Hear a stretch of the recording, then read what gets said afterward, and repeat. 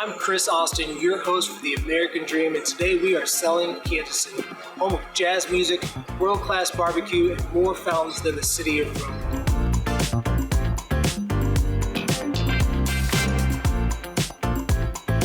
Today we're going to have a behind-the-scenes tour of one of Kansas City's most iconic landmarks, and then I'm going to take you with me to see some of KC's most amazing views.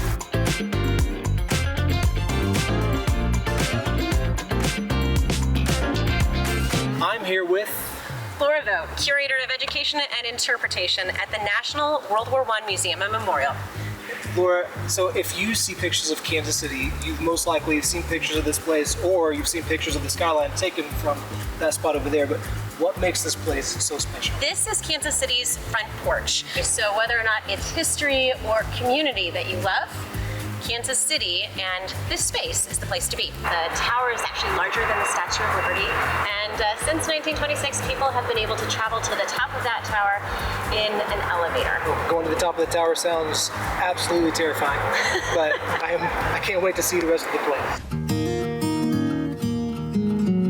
What did we learn from this war? This was a war where leaders with 19th century ideologies ran up against 20th century technologies. And it was in those trenches that men fought and lived and died for nearly 4 years.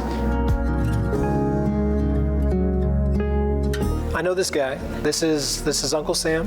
This is Uncle Sam, and this is the image of Uncle Sam that we all have come to know. And though it might have been in your high school history book under World War II, this image of Uncle Sam starts in World War I. It was painted by James Montgomery Flagg and is actually a self-portrait. So there's a fantastic restaurant scene here in Kansas City. Now, have you ever had a French 75? I have not. Okay, well, a French 75 is a wonderful cocktail with champagne and lemon and generally some gin, and it is actually named after this blue artillery gun right here, which was actually a French national secret and is credited for protecting Paris because of its internal recoil mechanism during the World War.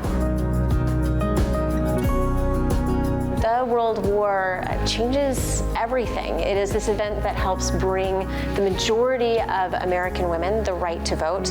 It is an event that brings jazz over to Europe, and it changes the face of the United States Armed Forces, and it's a real honor to be someone here in Kansas City who gets to share this. Excellent. Well, you mentioned earlier that we could maybe go to the top of this thing. I've been building up the courage since I don't know if I'm ready, but it's time. You're looking at it, it looks pretty cool, so let's go check it out. Yeah, 1926, let's go. So we are at the top of the Liberty Memorial Tower, which is actually the height of the Statue of Liberty, just a little bit taller. It is light and steam, which it has been since 1926. And as people have been heading home for nearly 100 years, this has been one of those beacons, reminding people of the courage, the honor, the patriotism, and the sacrifice of all who served in World War I. Well, thank you so much for taking us here, for showing us around. And this view is pretty amazing. Speaking of views, I just listed a home just around the corner that I would love to show you that has some pretty good views of its own.